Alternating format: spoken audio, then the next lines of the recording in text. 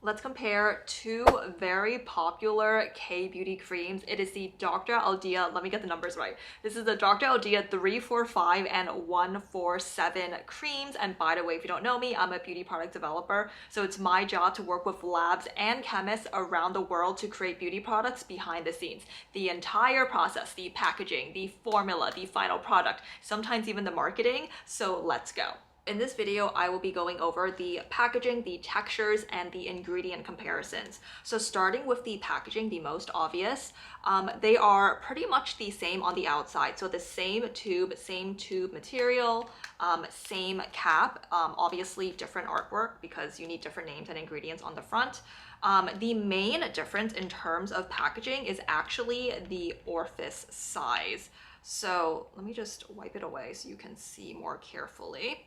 This is the 345. It has a smaller orifice, which is the hole that the formula comes out of, versus the 147 has a larger orifice. As you can see, this slightly changes the experience. Sometimes the orifice size changes depending on the texture of the formula, whatever, has the best consumer experience. But I think that in this case, the experience is probably minimal. They probably have a reason for different orifice sizes. I just don't know it because I'm not on their PD team. Now, going into the claim. So basically what Dr.Althea says each cream does. Now, I'm going to put it on the screen. As for the 345 cream, it is described as a relief cream that is a regenerating ointment gel, rich in nutrients that skillfully combines ingredients to address blemishes, nourish the skin, and provide soothing care, resulting in a well-rounded skincare solution. So the 345 is really targeted towards soothing blemishes, acne-prone skin.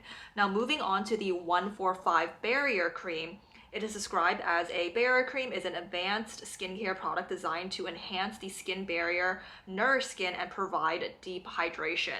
So it seems like 145 is for skin barrier repair, just a overall, versatile, it doesn't have strong active type of cream. Now going into the ingredient comparisons, I'm looking at my notes by the way, because I'm sorry guys, I'm highly skilled, but I don't have all of this memorized.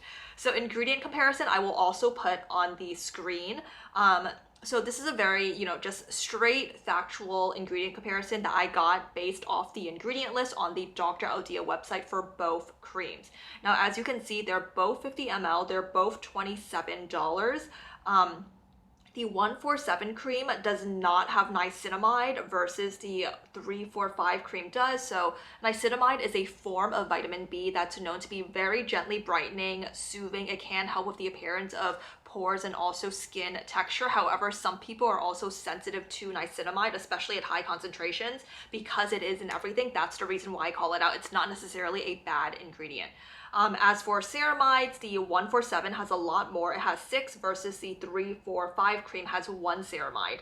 Now, ceramides are moisturizing. They are great for the skin barrier. Moving on, they both have hyaluronic acids. However, the 147 cream has 10 hyaluronic acids versus the 345 cream has 2. Now, just because you have more of an ingredient doesn't mean it's at a higher concentration. The concentrations are actually not disclosed. Now, hyaluronic acids are humectant, so they are hydrating ingredients. As for panthenol, which is another humectant, the 147 cream does not have any versus the 345 cream does. Moving on to centella, which is a soothing, anti-inflammatory, hydrating ingredient. It's also great for the skin barrier. 147 does not have it, the 345 does. Moving on to mugwort, it is similar to centella in a sense where it is soothing, also great for the skin barrier. I would put them in the same category of ingredients. Mugwort is in the 147, not in the 345. Now moving on to oils. Now these are ingredients where if you look at the ingredient list, it has oil in the name. So the 147 has oils versus the 345 does not. Now, in terms of the non-comedogenic claim, remember everyone's skin will respond differently. So neither cream is considered non-comedogenic by average standards. Both have one ingredient that disqualify it from that claim based on my standards. As for the fungal acne claim, neither are fungal acne friendly. The 147 has 9 potential fungal acne triggers versus the 345 cream has 1. But again, everyone has different triggers. It's always best to read the ingredient list to really identify your specific skin sensitivities. And then also neither cream has fragrance, so they're both fragrance free. Moving on to the ingredient summary. So the 345 cream has 39 total ingredients. The 145 has 58 ingredients. Now, just because a formula has more ingredients doesn't mean it's less suitable for sensitive skin, doesn't mean it's bad. All it means is it has more ingredients.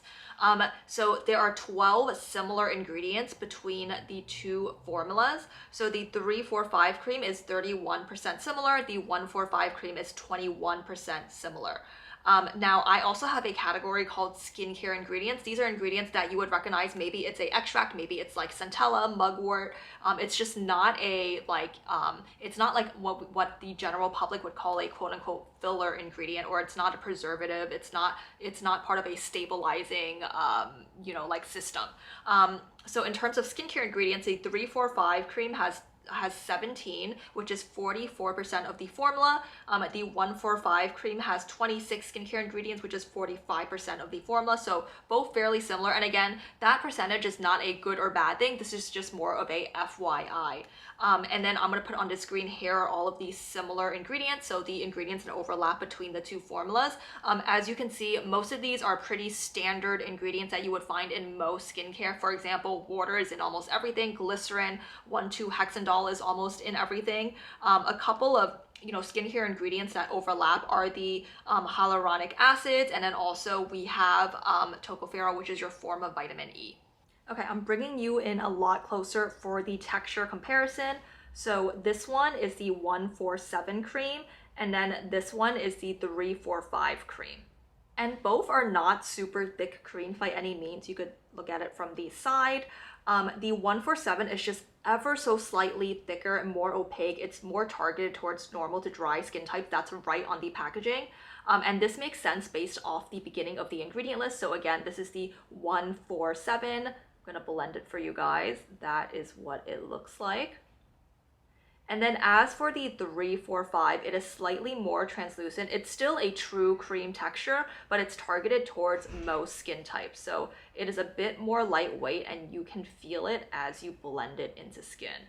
So what are my recommendations? So honestly, based off the ingredient list, I would say for the purposes of a skincare routine, if you do not have a texture preference, these two are basically interchangeable because both ingredients, kind of are soothing, skin barrier repairing. So either one is great to, help your skin through like an irritated phase. Both are, great to help your skin after acne to really let it heal properly. So again, if texture wasn't an issue, I would say these are interchangeable. Like one has centella, one has mugwort. Those are both skin barrier repairing. They both have hyaluronic acid. So I would say these are both great options. If you like one, you would probably like the other. Now, if you like this video, here's another video that you might enjoy. Thank you so much for watching. Don't forget to like, comment, and subscribe, and also give me feedback in the comment section.